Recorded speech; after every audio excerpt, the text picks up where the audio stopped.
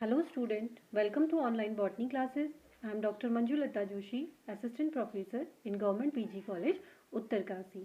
तो स्टूडेंट आज का हमारा जो वीडियो है वो बीएससी फोर्थ सेम के लिए प्लांट इकोलॉजी पेपर से यूनिट 4 से लिया गया है जो कि सॉइल कंजर्वेशन है। इसका पहला पार्ट हम पहले वीडियो में आपको बता चुके हैं।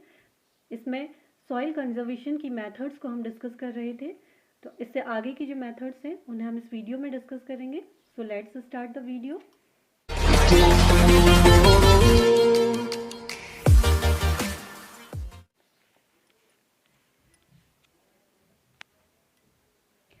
सॉइल कंजर्वेशन की जो मेथड्स चल रही थी उनमें पिछले वीडियो में हमने कवर क्रॉप है, प्लांट ट्रीज है, टेरेस फार्मिंग है, नो टिल फार्मिंग है, कंटूर फ्लोइंग है, ये सारी मेथड्स को डिस्कस किया था। उसी सीरीज में आगे हम क्रॉप रोटेशन मेथड को लेते हैं।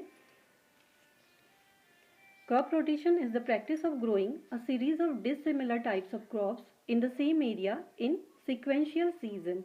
Crop rotation जैसा कि नाम से ही सजेस्ट हो रहा है, क्रॉप्स को रोटेट करके लगाना फील्ड पे, that is called crop rotation. Continuous cultivation of the same crop also leads to an imbalance in the fertility demands of the soil. To prevent these adverse effects from taking place, crop rotation is practiced. Crop rotation की आवश्यकता क्यों पड़ी? क्योंकि अगर हम अपने field पे एक ही तरह की क्रॉप को लगाते जाएंगे तो वो क्या करेगा, सॉइल में से एक तरह का ही न्यूट्रिएंट अपने यूज़ करेगा, तो उससे क्या होता है, सॉइल में वो न्यूट्रिएंट की कमी हो जाती है और उसकी फर्टिलिटी पे इफेक्ट पड़ता है। इसलिए अगर हम क्रॉप रोटेट करते हैं, एक सीजन में एक क्रॉप लगाएंगे, नेक्स्ट सीजन में दूसरी क्रॉप लगाएंगे, तो इससे क्या होगा, सॉइल में जो न्यूट्रिएंट हैं वो बैलेंस रहेंगे और सॉइल की फर्टिलिटी जो होती है वो मेंटेन हो जाती है। क्रॉप रोटेशन में लेग्यूम क्रॉप्स का बहुत इंपॉर्टेंट रोल होता है। जैसे आप लोग सभी जानते हैं, लेग्यूम्स क्रॉप में क्या होती हैं, नाइट्रोजन फिक्सिंग बैक्टीरिया होते हैं जो सॉइल में नाइट्रोजन कंपोनेंट को इंक्रीज करते हैं। तो इसलिए कभी भी जब क्रॉप रोटेट की जाती है तो एक अलग तरह का क्रॉप लगाया जाएगा, उसके बाद नेक्स्ट सीजन में लेग्यूम क्रॉप्स को लगाया जाता है। इस तरह से सॉइल की फर्टिलिटी को मेंटेन किया जाता है, उसमें नाइट्रोजन कंपोनेंट को इंक्रीज करने के लिए लेग्यूम क्रॉप्स को लगाया जाता है।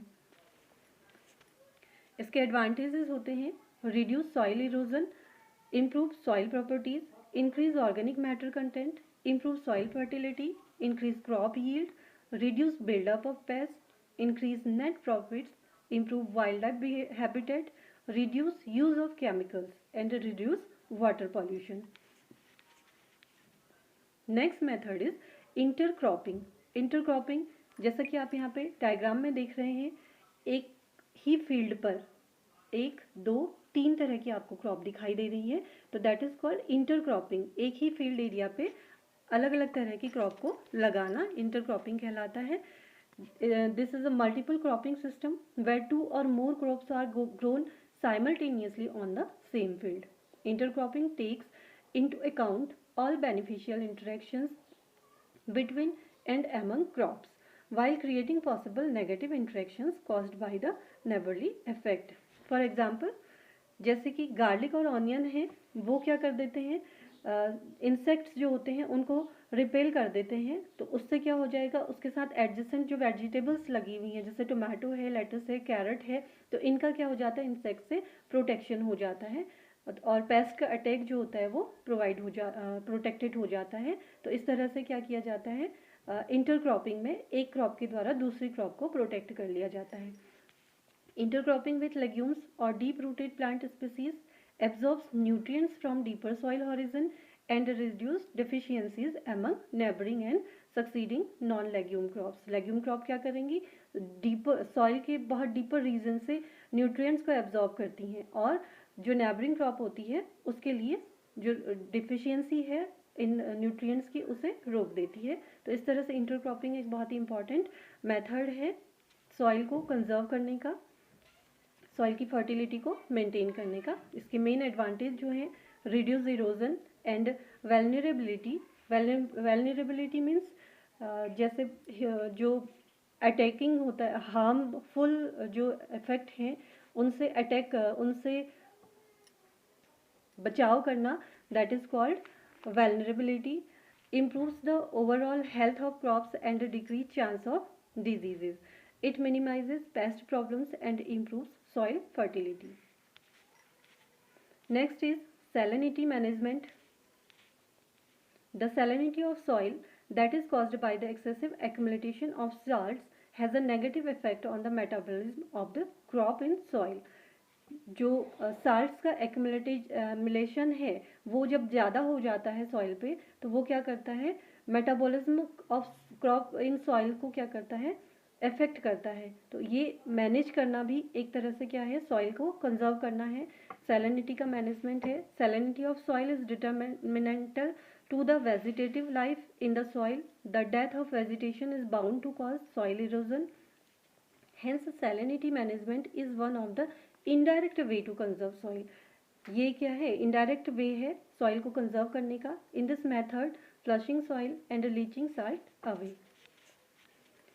Next method is shelter belt या इसे wind break भी कहा जाता है.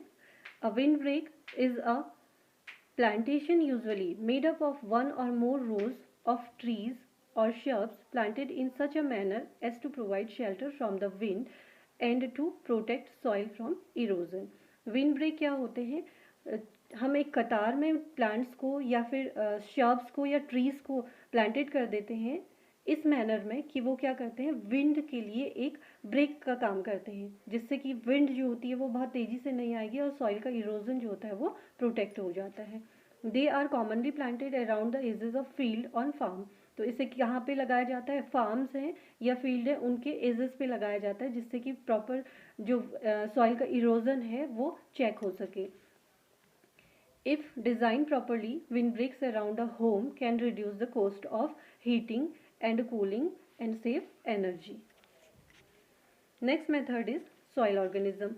तो सॉइल को कंजर्व करने के लिए सॉइल में जो ऑर्गेनिज्म है उनको मेंटेन करना भी बहुत ज़रूरी होता है. Organisms like earthworm and other benefiting the soil should be promoted. Earthworm through aeration of soil enhance the availability of macronutrient in soil. They also enhance the porosity of soil. Earthworm आप सभी लोग जानते हैं कि soil के लिए बहुत ही beneficial होते हैं. ये सॉइल का क्या करते हैं, मैक्रोन्यूट्रिएंट की अवेलेबिलिटी को बढ़ा देते हैं और पोरोसिटी को भी इंक्रीज करते हैं. The helpful organisms of soil promote its fertility and form an element in the conservation of soil. तो ये जो ऑर्गेनिज्म हैं वो क्या करते हैं, एक एलिमेंट की तरह काम करते हैं सॉइल के कंजर्वेशन के लिए. Next is soil pH. The contamination of soil by addition of acidic or basic pollutants and acid rains has an adverse effect on the pH of soil. Soil में अगर बहुत ज़्यादा पॉल्यूटेंट्स बढ़ जाते हैं या एसिड रेन का effect होता है तो उससे क्या हो जाता है, सॉइल का पीएच जो होता है वो या तो इंक्रीज़ हो जाएगा या डिक्रीज़ हो जाएगा, जिससे सॉइल की फर्टिलिटी में बहुत बड़ा इफेक्ट पड़ता है. तो soil pH is one of the detriments of the availability of nutrients in soil. Soil का जो पीएच है ये एक बहुत बड़ा हार्मफुल इफेक्ट होता है. सॉइल में जो न्यूट्रिएंट्स होते हैं उनके लिए एक बहुत हार्मफुल फैक्टर होता है. The uptake of nutrients in plants is also governed to a certain extent by the soil pH. The maintenance of the most suitable value of pH is thus essential for the conservation of soil. तो soil के pH को maintain करना soil के conservation के लिए बहुत important factor है. ये कुछ मेथड थे जिनके द्वारा हम सॉइल को कंजर्व कर सकते हैं. अब कुछ सॉइल कंजर्वेशन पॉलिसीज़ बनी हुई हैं जो कि इस कंजर्वेशन के लिए, सॉइल की कंजर्वेशन के लिए बहुत इफेक्टफुल हैं. इसमें पहला है SCS सॉइल कंजर्वेशन सर्विस. ये 1935 में इस्टेब्लिश हुई थी. उसके बाद इसको 1994 में रीनेम कर दिया गया NRCS natural resource conservation service. इस नाम से इसको क्या कर दिया, रीनेम कर दिया गया. और इसकी जो रिस्पॉन्सिबिलिटीज़ थी उसमें एक और रिस्पॉन्सिबिलिटी को ऐड कर दिया गया कि वाटर क्वालिटी का प्रोटेक्शन भी किया जाएगा. नेक्स्ट है CRP कंजर्वेशन रिजर्व प्रोग्राम. 1985 में इसे डेवलप किया गया है. It pledges farmers to stop cultivating lands that erode easily and plant them instead with trees and deep rooted grass. तो इस जो पॉलिसी है इसके अंतर्गत फार्मर्स को क्या कहा गया कि जो इजीली इरोड लैंड्स हैं वहाँ पर कल्टीवेशन को स्टॉप कर दिया जाए, वहाँ पर प्लांटेशन किया जाए ट्रीज़ को प्लांट किया जाए या डीप रूटेड जो ग्रासेस हैं उनको प्लांट किया जाए, जिससे कि सॉइल जो है इरोड ना होए और सॉइल का कंजर्वेशन हम बढ़ा सकें। तो ये कुछ पॉलिसीज़ थी जिनके द्वारा सॉइल को कंजर्व किया जाता है। These are some points which conclude this video.